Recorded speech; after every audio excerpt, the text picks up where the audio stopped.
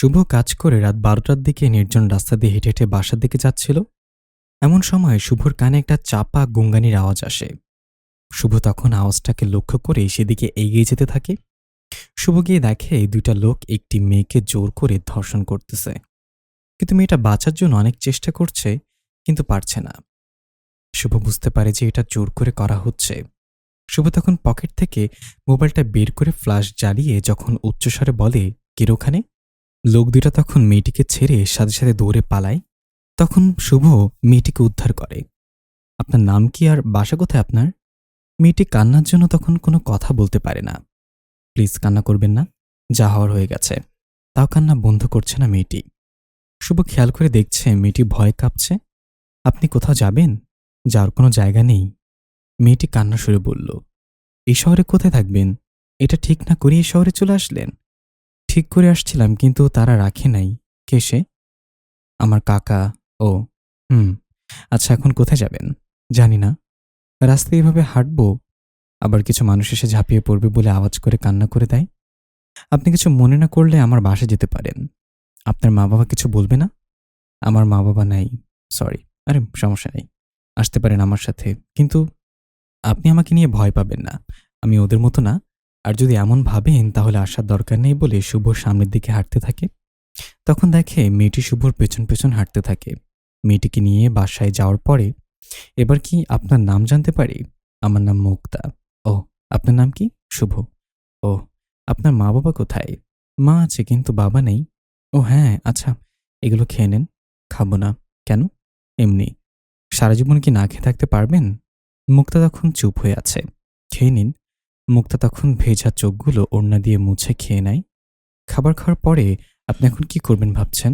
"জানি না।" "পড়ালেখা করেছেন?" "হ্যাঁ।" "কতটুকু?" "ইন্টার পরীক্ষা দিচ্ছি।" "ও, আচ্ছা, আমি দেখব কোনো চাকরি জোগাড় হয় কিনা।" "ওকে, আপনি এখানে শুয়ে পড়তে পারেন, আমি সোফায় ঘুমাবো।" বলে একটা লম্বা কম্বল নিয়ে সোফায় শুয়ে পড়ি। সকালে উঠে শুভ আগেই মুক্তা উঠে বসে আছে। শুভ উঠে রান্না করতে যাবে এমন সময় মুক্তা শুভর কাছে গিয়ে বলে, "আমি রান্না করতে পারি, আপনার মন খারাপ, এখন শুয়ে থাকুন। আমরা গরিব, এমন কিছু ঘটতেই পারে" বলে মুক্তা আবার চোখের পানি ছেড়ে দেয়। "এই, আমি বলছি না আমার সামনে কান্না করতে?" মুক্তা ভেজা চোখে শুভর দিকে ড্যাব ড্যাব করে তাকিয়ে আছে। "এখন যাও।" "না, আমি রান্না করব" বলে শুভকে ধাক্কা দিয়ে সরিয়ে চুলার দিকে গিয়ে দাঁড়ায়। শুভ তখন মুক্তার পেছনে দাঁড়িয়ে দাঁড়িয়ে রান্না করা দেখছে। রান্না শেষে নাস্তা করে শুভ কাজের জন্য বের হবে এমন সময় মুক্তার সামনে গিয়ে দাঁড়ায়। "কিছু বলবেন? আবার কখন আসবেন?" "রাতের ১০টা-১১টায়।" "এত রাতে কেন?" "কাজ করি তাই।" "কিসের কাজ?" "Motor mechanic." "ও, সাবধানে করিয়েন।" "ওকে, আপনিও সাবধানে থাকবেন। দরজা লাগিয়ে রাখবেন।" "আচ্ছা, যদি বোরিং ফিল করেন তাহলে টিভি অন করে কিছু দেখবেন।" "আচ্ছা।" শুভ এসব বলে বেরিয়ে যায়। শুভ বেরিয়ে যাওয়ার পরে মুক্তা মনে মনে বলে, ছেলেটা অনেক পরিশ্রমী আর অনেক ভালো। বিকালের দিকে মুক্তা রান্না করে শুয়ে থাকে। রাত ১০টার দিকে শুভ আসে। শুভ আসার পরে রান্না করতে গিয়ে দেখে সবকিছু রান্না করে টেবিলে সাজিয়ে রাখছে। "আপনি এসব রান্না করতে গেলেন কেন?" "কেন? রান্না করলে কি অসুবিধা, নাকি রান্না ভালো না?" "না, ঠিক তা না। তাহলে আচ্ছা, খেয়েছেন?" "না, আপনার জন্য বসে আছি।" "কাল থেকে আর এমন করবেন না, খেয়ে নেবেন। একা একা খেতে ভালো লাগে না।" কথাটা বলে মুক্তা শুভকে প্লেটে ভাত দিয়ে দেয়। দুজন খাওয়া শেষ করার পর শুভ সোফায় ঘুমাতে যায়। এমন সময়, "এই, কোথায় যাচ্ছেন?" "সোফায় ঘুমাবো। এখানে ঘুমালে সমস্যা কি?" "কিছু না।" "তাহলে মাঝখানে একটা বালিশ দিয়ে শুয়ে পড়েন।" তখন মাঝখানে একটা বালিশ দিয়ে শুয়ে পড়ে। সকালে ঘুম থেকে ওঠার পর দেখে শুভর হাত মুক্তার তলপেটে। সবার কাছে অনুরোধ, সবাই গঠনমূলক মন্তব্য করবেন। গল্পে আপনাদের আশানুরূপ লাইক এবং কমেন্ট পেলে এই ধরনের গল্প আরও পাবেন আমাদের কাছ থেকে। গল্পের মাঝে বিরক্ত করার জন্য দুঃখিত। মুক্তার যখন ঘুম ভাঙে তখন খেয়াল করে দেখে শুভর এক হাত তার তলপেটে আর মুক্তার উপর হয়ে এক পা শুভর শরীরে রাখা। মুক্তা তখন কেমন যেন অদ্ভুত ভালো লাগছিল। মুক্তা তখন শুভর হাতে হাত ধরে হাতটা তার তলপেট থেকে নামিয়ে দিয়ে বিছানা ছেড়ে ওঠে। মুক্তা ঘুম থেকে উঠে ব্রাশ করে নাস্তা রেডি করে আয়নার সামনে বসে বসে সাজতেছে। শুভ তখন ঘুম ভাঙে। শুভ তখন চোখ মেলে তাকিয়ে দেখে যেন একটা পরী তার রুমের আয়নার সামনে বসে আছে। এভাবে কতক্ষণ তাকিয়ে থাকার পরে, "এভাবে কি দেখছেন?" "না, কিছু না।" এখন উঠে ফ্রেশ হয়ে আসুন।" শুভ তখন বিছানা ছেড়ে নাস্তা করে তার কাজে যায়। রাতের দিকে শুভ আসার পরে খাবার খেয়ে শুয়ে পড়েন। "একটু পরে খাবো।" "আপনি খাইছেন?" না, কেন? আপনার জন্য অপেক্ষা করছি। খেয়ে নিন। আগে আপনাকে খাওয়াবো, তারপর আমি খাবো। শুভ তখন মুক্তাকে সাথে করে নিয়ে টেবিলে বসে দুজন খাওয়া-দাওয়া করার পর বিছানায় শুয়ে গল্প করতে করতে ঘুমিয়ে যায়। শুভ মাঝরাতে সজাগ হওয়ার পর দেখে মুক্তাকে সে কোলবালিশের মতো জড়িয়ে ধরে শুয়ে আছে। শুভ তখন সাথে নিজেকে ছাড়িয়ে নেয়। শুভ তখন মুক্তাকে খেয়াল করে সে অঘরে ঘুমাচ্ছে। ঘুমের মধ্যে কাউকে এত সুন্দর লাগে সে জানত না। শুভ এসব ভেবে অপর পাশ হয়ে শুয়ে পড়ে। প্রতিদিনের মতো নাস্তা রেডি করার পর মুক্তা শুভকে ডেকে ঘুম থেকে ওঠায়। শুভ নাস্তা করে সে তার কাজের উদ্দেশ্যে বের হয়ে যায়। রাতে 10টা-12টা বেজে গেছে, শুভ এখনো আসছে না। মুক্তার খুব ভয় আর চিন্তা হচ্ছে। রাত 1টার সময় দরজা নক করার পরে মুক্তা দৌড়ে এসে দরজা খুলে দেখে শুভর হাতে ব্যান্ডেজ করা। হাতে কি হয়েছে? কেটে গেছে। কিভাবে? গাড়ির ধাক্কা লেগেছিল। সাবধানে থাকতে পারেন না? সাবধানে ছিলাম। সাবধানে থাকলে এসব কিভাবে হলো? গাড়ির ড্রাইভারের চোখে হয়তো ঘুম এসে পড়েছে। মুক্তা তখন শুভকে 2 হাত দিয়ে ধরে বিছানায় বসায়। বিছানায় বসানোর পরে একটা ভেজা গামছা দিয়ে শুভর সারা শরীর মুছে দিচ্ছে।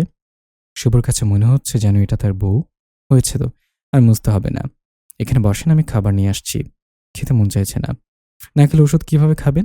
শুভ চুপ হয়ে থাকে। মুক্তা তখন প্লেটে সবকিছু নিয়ে এসে নিজের হাতে মেখে শুভকে খাইয়ে দিল। শুভ প্রথম না করছিল, কিন্তু এখন মনে চাইছে শুধু আজকের জন্য না, সারা জীবনের জন্য মুক্তার হাতে খেতে। শুভকে খাইয়ে দেওয়ার পরে মুক্তাও খাবার খেয়ে শুভর সাথে করে নিয়ে শুয়ে পড়ে। এভাবে কয়েকদিন চলার পরে একদিন শুভ মুক্তাকে বলে, আমার সাথে এক জায়গায় যেতে পারবেন? কোথায়? একটা বিয়ের অনুষ্ঠানে। আমি যাব কেন? ওরা বলছিল যেন তোমাকে নিয়ে যাই। আমি যে আপনার সাথে থাকি এটা কি ওরা সবাই জানে? হ্যাঁ। মুক্তা তখন শুভর দিকে রাগি চোখে তাকায়। কি হয়েছে? কিছু না বলে মুক্তা রান্নাঘরের দিকে যেতে থাকে। এমন সময় শুভ একটু জোরে বলে, কালকে দুপুরের দিকে সময় মতো রেডি হয়ে নিয়েন। বলে শুভ কাজে চলে যায়। দুপুরের দিকে শুভ বাসায় এসে দেখে মুক্তা শাড়ি পরে সেজে বসে আছে। নীল শাড়িতে মুক্তাকে একদম অপসরীর মতো লাগছিল। এভাবে তাকিয়ে আছেন কেন? না এমনি। ও, ওখানে গিয়ে আমাকে তুমি করে বলতে হবে। কেন? তুমি করে বলবা। আচ্ছা। বিয়েতে যাওয়ার পরে শুভর ফ্রেন্ড এসে, ভাবি কেমন আছেন? মুক্তাকে ভাবি বলে ডাকার পরে মুক্তা শুভর দিকে তাকায়। শুভ তখন অন্যদিকে চেয়ে থাকে। হ্যাঁ ভালো। আপনি কেমন আছেন? হ্যাঁ ভালো। শুভ বন্ধু আর মুক্তাকে একটা রুমে নিয়ে যায়। রুমে নিয়ে যাওয়ার পরে শুভ, ভাবিকে নিয়ে এখানে বসে গল্প কর বলে শুভর বন্ধু আর শুভ মুক্তাকে রুমে রেখে চলে যায়। এই, আমি আপনার কি হই? শুভ তখন চুপ হয়ে থাকে। কথা বলেন না কেন? কি বলবো? আমার পরিচয় ওদের কাছে কি বলেছেন? এখন চুপ কর প্লিজ। না না, আগে বলেন। বাসায় গিয়ে বলবো। না, এখন বলতে হবে, না হলে আমি কিছু খাবো না বলেই ঠোঁট বাঁকিয়ে অন্যদিকে চেয়ে থাকে। ওরা সবাই জানে তুমি আমার বউ। মানে? হ্যাঁ। কিন্তু এটা কেন বললেন? এই সমাজকে একটা যুবকের সাথে একা রুমে একটা মেয়ে বিয়ে ছাড়া থাকে সেটা জানলে এই সমাজের মানুষগুলো মেনে নিবে না। তার জন্য এটা বলতে হবে?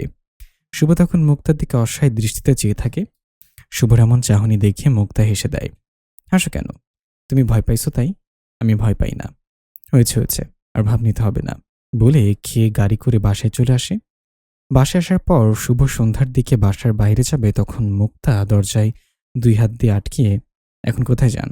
কাজে। কেন? এমনি এত কাজ করে যে টাকা কামাচ্ছেন সেগুলো কার জন্য? ভবিষ্যতের কথা ভেবে? নিজেকে নিয়ে একটু ভাবেন। আর এখন থেকে সকাল 10টায় কাজে যাবেন আর বিকাল 4টার আগে বাসায় ফিরবেন। মুক্তার মুখ থেকে এসব কথা শুনে শুভ মুক্তার দিকে চেয়ে আছে। হনুমানের মতো এভাবে না তাকিয়ে থেকে শুয়ে থাকেন। তুমি এখন কি করবা? ছাদে গিয়ে বসে থাকবো? তাহলে আসো দুজনেই ছাদে যাই। এরপর শুভ আর মুক্তা দুজন ছাদে গিয়ে বসে থাকে। ছাদে যাওয়ার পরে মুক্তা কথা বলছে আর শুভ মুক্তার ঠোঁট নাড়ানি দেখছে। মুক্তা এটা খেয়াল করে হঠাৎ চুপ হয়ে মুখে মুচকি হাসি রেখে শুভর চোখে চোখ রেখে ভুরু কুচকিয়ে চোখের ভাষায় জানাতে চাইছে কি জন্য এভাবে চেয়ে আছেন। শুভ তখন একটা হাসি দিয়ে অন্যদিকে চেয়ে আছে। এই শুনেন। হ্যাঁ বলো। আমার না একা একা থাকতে ভাল লাগে না। আমার তো আর কেউ নেই। হুম, থাকলে কাউকে নিয়ে আসতাম তোমার একাকিত্ব দূর করার জন্য। আচ্ছা, এখন আজান দিবে, তুমি মসজিদে যাও, আমি বাসায় নামাজ পড়ে নিব। ওকে। শুভ যখন পাঞ্জাবি পরে তখন হাতের বোতাম লাগানোর জন্য কয়েকবার চেষ্টা করে, কিন্তু পারছে না। মুক্তা তখন এসে শুভর পাঞ্জাবির বোতাম লাগিয়ে দিত। এই যে মিস্টার, হয়ে গেছে। সাবধানে রাস্তায় চলাচল করবেন। আচ্ছা, নামাজ পড়ে একদম সোজা বাসায় আসবেন, আবার কোথাও দেরি করবেন না। ওকে। শুভ তখন বের হয় আর মুক্তা দরজায় দাঁড়িয়ে শুভকে দেখছে আর ভাবছে, আল্লাহ, এমন সহজ সরল মানুষটা না থাকলে হয়তো আমি আজকে পৃথিবীতে বাঁচতে পারতাম না। মুক্তা নিজেকে প্রশ্ন করছে, আমি ওর সাথে সারাক্ষণ থাকি, সারা রাত এক বিছানায় ঘুমাই, কিন্তু আজ পর্যন্ত কোনো সমস্যা হয় নাই বা কোনো লোভী দৃষ্টিতে দেখে নাই। আল্লাহ, তুমি ওরে ভালো রাখো বলে নিজে চোখের পানি ফেলে দেয়। মুক্তা ফ্রেশ হয়ে নামাজ পড়ে শুভর অপেক্ষায় বসে আছে। শুভ নামাজ পড়ে রাস্তা দিয়ে হাঁটছে আর ভাবছে, মুক্তার মতো এমন একটা মায়াবী মেয়েকে জীবনসঙ্গী হিসেবে পেলে কত ভালো হতো। সারা জীবন ওর সাথে থাকতে পারতাম আর ওর চোখের চাহনিতে হারিয়ে যেতাম। এসব ভাবতে ভাবতে বাসায় এসে দরজা নক দেওয়ার পরে মুক্তা দরজা খুলে, এগুলো কি আনছেন? তোমার পছন্দের জিনিস? মানে আচার আর চকলেট? সত্যি? হ্যাঁ। মুক্তা তখন শুভর হাত থেকে নিজে এগুলো নিয়ে হাতে নিয়ে শুভর দিকে চেয়ে একটা হাসি দেয়। সন্ধ্যার পরে দুজন বসে আড্ডা দিচ্ছে, এমন সময় শুভ হঠাৎ মুক্তাকে বলে, তুমি তোমার মার খবর নাও না কেন? কিভাবে নিব? মোবাইল নাম্বার নাই? মা মোবাইল চালায় না, কিন্তু একটা ভাবির নাম্বার আছে। তাহলে ওনার মোবাইলে ফোন দিয়ে তো হলেও খবর জানতে পারো। কিন্তু কার মোবাইল দিয়ে ফোন করব? তুমি খুঁজলে কি আমি আমার মোবাইল দিতাম না? মুক্তা তখন চুপ হয়ে আছে। শুভ তখন মোবাইলটা হাত বাড়িয়ে দেয়। মুক্তা তখন মোবাইল হাতে নিয়ে ভাবির নাম্বারে ফোন দেয়। ভাবি, কেমন আছো? হ্যাঁ ভালো, কিন্তু আপনি কে? মুক্তাদের বাড়ির সম্পর্কে ভাবি লাগে। ভাবি, আমি মুক্তা। কি? তুই মুক্তা? কেমন আছিস? ভালো। কি করিস এখন? নামাজ পড়ে বসে আছি। তুমি কি করো? আমিও। ভাবি, বল, মা কেমন আছে? একটু মার কাছে দাও না। মার কণ্ঠে মুক্তা ডাকটা শোনার জন্য অনেক ইচ্ছে করছে। এটা শুনে মুক্তার ভাবি কান্না করে দেয়। ভাবি, তুমি কান্না করছো কেন? সানির বাবা কি তোমাকে কিছু বলেছে? মুক্তারে, সাসি আম্মা আর বেঁচে নেই। তোর মা তখন একটা কথা বলছিল, আল্লাহ তুমি আমার মুক্তাকে দেখে রাখো। শনির বাবা তোরে অনেক খোঁজার জন্য যোগাযোগ করেছে, কিন্তু কোথাও পাই নাই। এই কথা শুনে মুক্তার হাসি মাখা মুখটা নিমিষেই কালো হয়ে গেল। মুক্তার হাত থেকে মোবাইলটা আপনা আপনি পড়ে যায় আর মুক্তার চোখ ভিজে যায়। এই মুক্তা, কি হয়েছে তোমার? মুক্তা তখন হাউমাউ করে শুভকে জড়িয়ে ধরে কান্না করতে থাকে। আরে কি হয়েছে বলবে তো? আমার মা আর বেঁচে নেই বলে শব্দ করে কান্না করে দেয়। শুভর চোখও তখন ভিজে যায়। মুক্তা, সবাই তো চিরদিন বেঁচে থাকে না, প্লিজ এখন আর কান্না কইরো না। আমার এই একটা মানুষই ছিল যে আমাকে সবসময় কেয়ার করত। এখন এগুলো কি করবে? আল্লাহ, তুমি এত নিষ্ঠুর কেন? আমার মারে কি না নিলে পারতে না? আমি এখন কি নিয়ে বেঁচে থাকবো? কার আশায় বাঁচব? আমাকে কে ভাত মেখে খাইয়ে দিবে রে? বলে কান্না করতে থাকে। শুভ তখন কান্না করে দেয়। কতক্ষণ পরে শুভ মুক্তাকে ভেজা তোয়ালে দিয়ে নাক মুখ মুছে বসিয়ে প্লেট ভাত এনে মুক্তাকে খাইয়ে দেওয়ার জন্য হাতে গিয়ে নেয়। আমি খাবো না। কেন? জানেন না আপনি? মুক্তা, তুমি এই পরিস্থিতির শিকার আজকে। আর আমি সে ৭ বছর থেকে মা বাবা দুজনকে হারিয়ে এতিমখানায় বড় হয়েছি।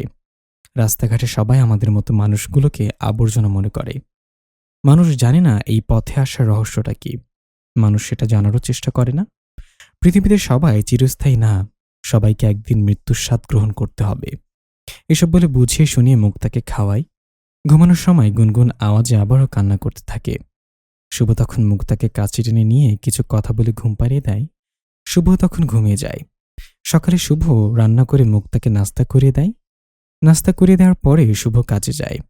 মুক্তা বিকালের দিকে ছাদে গিয়ে হাঁটু পেতে বসে বসে ভাবে, আমাকে কে স্বপ্ন দেখাবে? আমাকে কে নিজের হাতে খাইয়ে দিবে? আল্লাহ, তুমি কি এই মানুষটারে নেয়ার জন্য এত দরকার ছিল? আমি কাকে নিয়ে বাঁচব? মা, আমি তোমাকে শেষবারের মতো দেখতেও পারলাম না। মা, আমাকে মাফ করে দিও।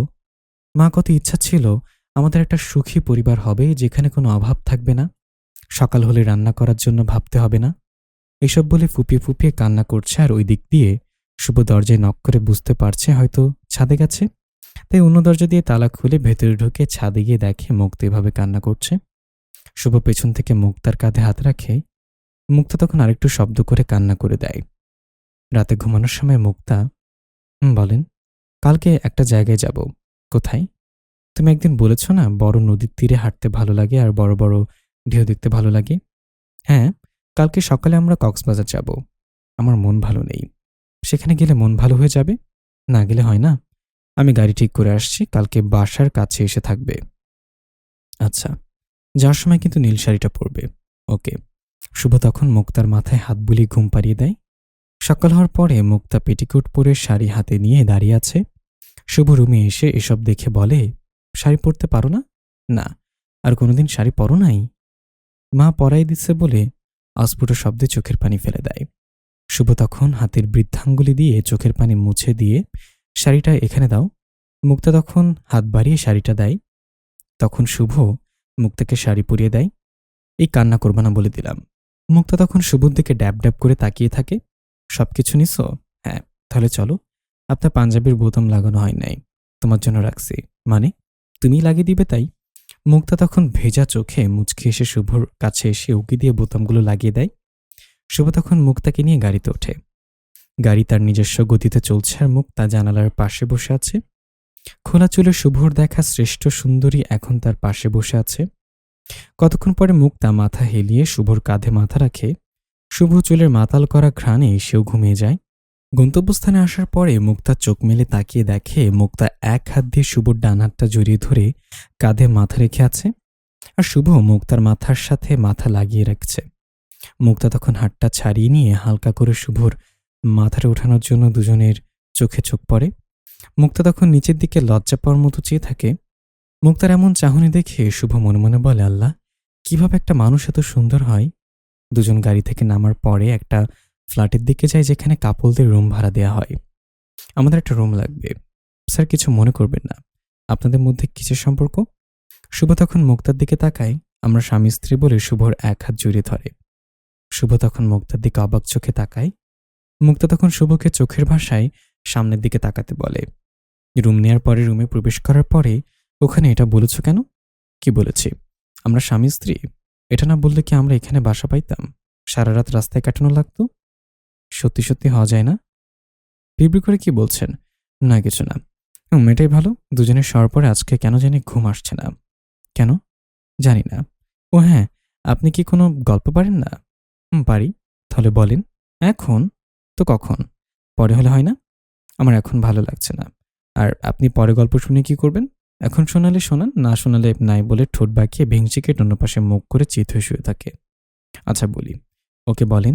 কিছু মনে করা যাবে না। ওকে আগে বলেন। তাহলে শোনো। ক্লাস 2তে এক পিচ্চি মেয়ে উঠে দাঁড়িয়ে বলছে, টিচার টিচার, আমার আম্মুকে প্রেগনেন্ট হতে পারবে? টিচার বললেন, তোমার আম্মুর বয়স কত শোনা? পিচ্চি বলল, 40। টিচার বললেন, হ্যাঁ হ্যাঁ, তোমার আম্মু প্রেগনেন্ট হতে পারবে। পিচ্চি এবার বলল, আমার আপুকে প্রেগনেন্ট হতে পারবে? টিচার বললেন, তোমার আপুর বয়স কত শোনা? পিচ্চি বলল, 18। টিচার বলল, হ্যাঁ হ্যাঁ, তোমার আপুও প্রেগনেন্ট হতে পারবে। পিচ্চি এবার বলল, আমি কি প্রেগনেন্ট হতে পারবো? টিচার হেসে বললেন, তোমার বয়স কত শোনা? পিচ্চি বলল, 8। টিচার বললেন, না শোনা, তুমি প্রেগনেন্ট হতে পারবে না। এই কথা শোনার পর পেছন থেকে ছোট্টবাবু পিচ্চিকে খোঁচাতে বলল, শুনলে তো, আমি তো তখনই বলেছি আমাদের চিন্তা করার কিছু নেই। শুভ মুক্তার এই হাসিটা আজ প্রথম দেখছে। ইচ্ছে করছে জড়িয়ে ধরে অনেক কাছ থেকে বাঁকা দাঁতের হাসি দেখতে আর ঠোঁটের কোণে তিলটাতে চুমু খেতে। এই, কি ভাবছেন? কিছু না। এগুলো শিখেছেন কোথা থেকে? তোমার দাদা এসে শিখিয়েছিল আর বলেছিল আমার নাতনিটাকে সবসময় হাসি মুখে রাখবি। হয়েছে, আর বানিয়ে বানিয়ে বলা লাগবে না। এখন ঘুমিয়ে যান, গুড নাইট। তখন দুজন ঘুমিয়ে যায়। মাঝরাতে মুক্তা দেখে শুভ মুক্তার কাছে এসে মুক্তাকে জড়িয়ে ধরে মুক্তার ঠোঁট কামড়ে ধরেছে। মুক্তা তখন ঘুম থেকে লাফ দিয়ে ওঠে। ঘুম থেকে উঠে দেখে শুভ মুক্তার কোমরে দিয়ে এক হাত দিয়ে আরেকটা পা মুক্তার পায়ের উপর দিয়ে অঘরে ঘুমাচ্ছে। মুক্তা শুয়ে শুভর দিকে নিজে নিজে একটা হাসি দেয়। মুক্তা তখন ভাবে ওর মতো কোনো মানুষ হয় না। আল্লাহ যদি ওর বউ হওয়ার মতো কোনো সুযোগ দিত কত ভালো হতো। সারাদিন রাত একে অপরকে জড়িয়ে ধরে রাখতাম। ধুর, এসব কি ভাবছি। একটা মেয়ের যেটা সবচেয়ে দামি জিনিস, আমি সেটা তো হারিয়েই ফেলেছি। কেন ওর জীবনে গিয়ে ওর তোকে ঠকাবো আমি? সব মেয়েদের একটা স্বপ্ন থাকে ভালো একটা ছেলেকে স্বামী হিসেবে পেতে, কিন্তু আমি এমন স্বপ্নে বিভোর হয়ে থাকলে চলবে না। ওকে দেওয়ার জন্য তো আমার কাছে কিছুই নেই। যতদিন পারি পেটে ভাতে থাকি, তারপর না হয় কোনো বাড়িতে কাজের মেয়ে হিসেবে থাকবো। এটা ভেবে মুক্তার চোখ ভিজে যায়। তখন মুক্তার তলপেট থেকে হাত নিজে সরিয়ে দিয়ে পাগুলো ঠিক করে বিছানার একপাশে গুটিসুটি মেরে শুয়ে থাকে। এমন সময় ঘুমিয়ে যায়। আবার সকালে উঠে খেয়াল করে দেখে শুভ তার পিঠের দিকে বুক লাগিয়ে কুলবালিশের মতো শক্ত করে জড়িয়ে ধরে রাখছে।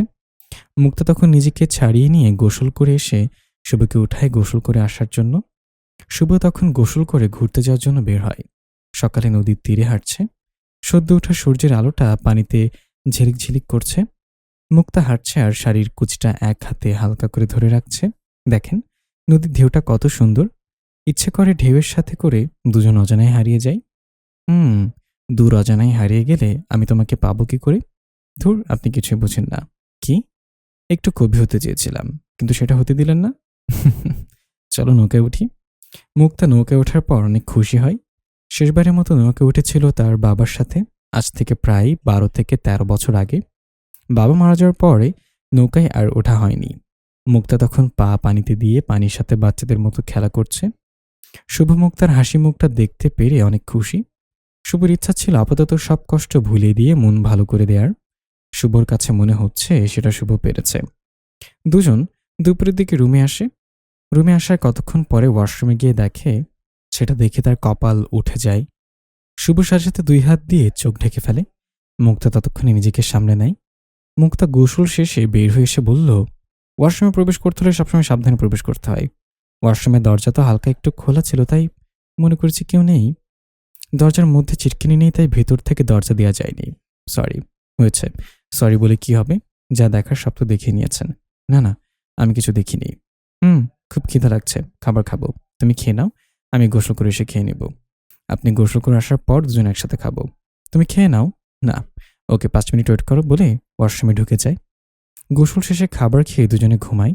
সন্ধ্যার দিকে দুজন বের হয়। দুজনে ল্যাম্পপোস্টের আলোতে হাঁটছে। মুক্তা একসময় একটা ইটের সাথে পা লেগে রাস্তায় পড়ে যায়। শুভ তখন মুক্তাকে উঠিয়ে দেখে মুক্তার পায়ের নখের উপর দিয়ে রক্ত বের হচ্ছে। মুক্তা ব্যথায় কান্না করে দেয়। শুভ তখন মুক্তাকে পাজাখোলা করে নিয়ে রিকশায় উঠে রুমে আসে। রুমে আসার পরে শুভ মুক্তার পাটা শুভর হাঁটুর উপর রেখে একটা বরফের টুকরো দিয়ে পায়ে লাগিয়ে দেয়। বরফ লাগানোর পরে একটা মেডিসিন দিয়ে দেয়। শুভ তখন মুক্তাকে শুইয়ে দিয়ে বাইরে যায় ওষুধ আনার জন্য। মুক্তা তখন মনে মনে ভাবে, এই মানুষটা না থাকলে আমি মুক্তা হয়ে এখন হয়তো থাকতাম না। আমি তোর কেউ না, তাও আমাকে এত কেয়ার করে। আর ও নিজের বউরে না জানি কেমন কেয়ার করবে। ওর বউ যে হবে তার কপাল অনেক ভালো। শুভ আসার পরে শুভ নিজ হাতে মুক্তাকে খাইয়ে দেয়। তারপর শুভও খেয়ে ঘুমিয়ে পড়ে। মাঝরাতে মুক্তার ঘুম ভেঙে যায়। মুক্তার চোখ মেলে তাকিয়ে দেখে শুভ একটা হাত মুক্তার নাভির উপর রাখছে। মুক্তার তখন অনেক ইচ্ছা হয়েছে শুভকে জড়িয়ে ধরে শুভর লোমশওয়ালা বুকে মাথা রেখে ঘুমাতে। তখন শুভর মোবাইলে একটা ফোন আসে। হ্যালো শুভ, কেমন আছিস? শুভ, ঘুমাচ্ছে। আপনি কে? আমি শুভর বউ। কি? শুভ বিয়ে করেছে আর আমি জানি না? মুক্তা তখন চুপ মেরে থাকে। ভাবি কেমন আছেন? ভালো, আপনি? ভালো। আচ্ছা, সকালে ফোন দিয়েন বলে আবার ঘুমিয়ে যায়। মুক্তা সকালে বিছানা ছেড়ে উঠতে যাবে এমন সময় শুভ মুক্তার হাত ধরে মুক্তা শুভর দিকে তাকিয়ে বলে, কিছু বলবেন? কি বলবেন বলেন? না থাক, আজকে না। আরে বলেন, বলে রাগ করতে পারো। কি এমন কথা যে বলে রাগ করব? আচ্ছা, আমি যদি তোমাকে বিয়ে করতে বলি তুমি কি করবা? কি বলছেন স্পষ্ট করে বলেন। আমি তোমাকে বিয়ে করতে চাই। করুণা নাকি? করুণা মনে হয়? জানি না। এতদিনের চলাফেরাতেও তো কি মনে হয় না যে আমি তোমার জন্য পারফেক্ট? তাহলে করুণা বলছো কেন? মুক্তা তখন, আমি আপনাকে বিয়ে করতে পারবো না। কেন? আপনি আমাকে বিয়ে করলে ঠকবেন। মানে? একটা মেয়ের সবথেকে মূল্যবান জিনিস হলো তার ইজ্জত, যেটা আমার নেই। এটা একটা দুর্ঘটনা। কয়েকদিন পর আপনি এটা বলে কথা শোনাবেন। আমাকে এতদিনে এটুকু চিনেছ? মুক্তা তখন চুপ হয়ে থাকে। মুক্তা, আমি তোমাকে ভালোবাসি, তোমার শরীরকে নয়। আমি তোমার হাসিটাকে নিয়ে বাঁচতে চাই, তোমার দেহটাকে নিয়ে নয়। সারা জীবন তুমি নামক মানুষটার সাথে জীবন কাটাতে চাই। মুক্তা তখন অস্ফুট শব্দে কান্না করে দেয়। কান্না করছো কেন? কেউ আমাকে এত ভালোবাসে তাই খুশিতে কান্না চলে আসছে বলে মুক্তা শুভকে জড়িয়ে ধরে কান্না করতে থাকে। শুভ তখন মুক্তাকে ওয়াশরুমে নিয়ে ফ্রেশ করিয়ে বাইরে বের হয়। এই নদীর দিকে যাব, প্লিজ চলেন। চলো, কিন্তু এরপর থেকে সবসময় তুমি করে বলতে হবে। কেন? আমার কাছে আপনি করে কথাগুলো কেমন জানি লাগে। তা যদি আবার প্রিয় মানুষের মুখ থেকে আপনি ডাক শুনি তখন আরো বেশি খারাপ লাগে। হয়েছে, কেমন জানি লাগতে হবে না। বললেই পারতেন আপনি বললে খারাপ লাগে। আবার আপনি। চলো বলে শুভর হাত জড়িয়ে ধরে শরীরে ছাড়ে শরীর লাগিয়ে হাঁটতে থাকে। পশ্চিম দিকের আকাশটা হালকা লাল রঙের হয়ে আছে, তাতে পানিটা আরো ফুটে উঠেছে। রবীন্দ্রনাথ নদীর পানি আর ঢেউয়ের সাথে মানুষের সুখ দুঃখের জীবনটাকে তুলনা করেছিলেন। আসলে মন যখন খারাপ থাকে তখন নদীর তীরে হাঁটাহাঁটি করলে মন খারাপ থাকার কথা না। চলো ওই দিকটাতে বসি। ওখানে যাওয়ার পরে একটা বেঞ্চিতে দুজন বসে। মুক্তা তখন শুভকে কাছে টেনে মাথাটা তার কোলে রাখে। শুভ তখন বেঞ্চিতে লম্বা হয়ে শুয়ে পড়ে। মুক্তা তখন শুভর কপালে হাত বুলিয়ে দিতে থাকে। পরের দিন সকালে উঠে সবকিছু গুছিয়ে বাসার উদ্দেশ্যে বের হয়। গাড়িতে ওঠার পর মুক্তা জানালার পাশে বসে আর শুভ তার পাশেই বসে। গাড়ি তার আপন গতিতে চলছে আর মুক্তার অবাধ্য চুলগুলো উড়ে এসে শুভর পুরো মুখ ঢেকে দেয়। কতক্ষণ পরে মুক্তা শুভর কাঁধে এক হাত দিয়ে বুকে মাথা রাখে। শুভ তখন মুক্তাকে জড়িয়ে ধরে। এভাবে পুরো রাস্তা আসার পরেই শুভ মুক্তাকে ঘুম থেকে জাগিয়ে সবকিছু বের করে গাড়িকে বিদায় করে শুভ মুক্তাকে পাজাকোলা করে নিয়ে নেয়। আরে আরে আরে, করছো কি? কোথায় কি করছি? কোলে নিলা কেন? তুমি ঘুম থেকে এখন উঠছো না, তাই সাথে সাথে হাঁটতে সমস্যা হতে পারে, এর জন্য কোলে নিয়ে নিলাম। মুক্তা তখন শুভর গলা জড়িয়ে ধরে শুভর ঠোঁটে চুমু দেয়। শুভ হাঁটার মাঝে কপালে একটা চুমু দিয়ে রুমে নিল, সোফায় বসিয়ে বাইর থেকে সবকিছু নিয়ে দুজনে গোসল করার পরে খেয়ে দুজন ক্লান্ত শরীর নিয়ে শুয়ে পড়ে। বিছানায় শোয়ার পরে শুভ মুক্তাকে শক্ত করে জড়িয়ে ধরে। এই ছাড়ো। কেন? আজকে এভাবে ঘুমানো যাবে না। কেন? তা তো নিজেই জানো বলে মুচকি হাসি দেয়। শুভ তখন মন খারাপ করে অন্যদিকে মুখ করে শুয়ে পড়ে। মুক্তা তখন পাশ থেকে পিঠ জড়িয়ে ধরে। আমার কলিজাটা কি রাগ করেছে? না। তাহলে এভাবে শুয়েছ কেন? এমনি। এদিকে চাও। কেন? আমি তোমার বুকে মাথা রাখব। শুভ তখন মুক্তাকে জড়িয়ে বুকে নিয়ে নেয়। এর চেয়ে বেশি কিছু যেন না হয়, ওকে বলে দুজনে গল্প করতে করতে ঘুমিয়ে পড়ে। সকালে উঠে ফ্রেশ হয়ে নাস্তা করার পর দুজনে কাজে অফিসে যায়। কাজে অফিসে গিয়ে বিয়ে সম্পন্ন হওয়ার পরে দুজন গাড়ি করে বাসায় আসার পরে দুপুরে খাবার খেতে শুরু করে। এমন সময় মুক্তাকে ডাক দেয়। মুক্তা তখন শুভর কাছে এসে, আজকে তুমি একা একা ঘুমাও কেন? রাতে আমাদের বাসর হবে, দিনে হলে সমস্যা কি? চুপ শয়তান। আচ্ছা চলো, দুজনে গল্প করতে করতে সময় কাটিয়ে দিই। এভাবে সময় কাটানোর পর এশার আজান দেয়। মুক্তা তখন শুভকে নামাজ পড়তে পাঠায়। শুভ নামাজ পড়ে আসতে আসতে ৯টা বাজে। মুক্তা ততক্ষণে নামাজ পড়ে বিছানা গুছিয়ে ঠিক করে। দরজায় নক করার পরেই মুক্তা দরজা খুলে। মুক্তা শাড়ি পরে দাঁড়িয়ে আছে আর শুভ ড্যাব ড্যাব করে বড় চোখে তাকিয়ে থাকে। এভাবে চেয়ে থাকতে হয় নাকি? তোমাকে অনেক অনেক সুন্দর লাগছে। একটা মানুষ এত সুন্দর হয় সেটা কেউ না দেখলে বুঝতে পারবে না। কেউ দেখতে হবে না, তুমি দেখলে হবে বলে মুক্তা হাসি দেয়। শুভ তখন ঠোঁটের কোণে তিলের সাথে বাঁকা দাঁতের হাসিটা দেখে আর কন্ট্রোল করতে না পেরে মুক্তাকে জড়িয়ে ধরে। মুক্তাও শুভকে জড়িয়ে ধরে। শুভ মুক্তাকে পাঁচ কোলে করে নিয়ে বিছানায় নিয়ে ফেলানোর পরে মুক্তা শুভর পাঞ্জাবির কলারটা ধরে ঠোঁটের সাথে মিলিয়ে নেয়। ভালো থাকুক এমন পবিত্র ভালোবাসা। ভালো থাকবেন আপনারাও। গল্পটি কেমন লাগলো অবশ্যই কমেন্টের মাধ্যমে আমাদেরকে জানাবেন। এরকম ধরনের গল্প পেতে অবশ্যই আমাদের চ্যানেলটি সাবস্ক্রাইব করে আমাদের পাশেই থাকবেন। কণ্ঠে ছিলাম আমি ইফতি। দেখা হবে পরবর্তী গল্পে। আসসালামু আলাইকুম।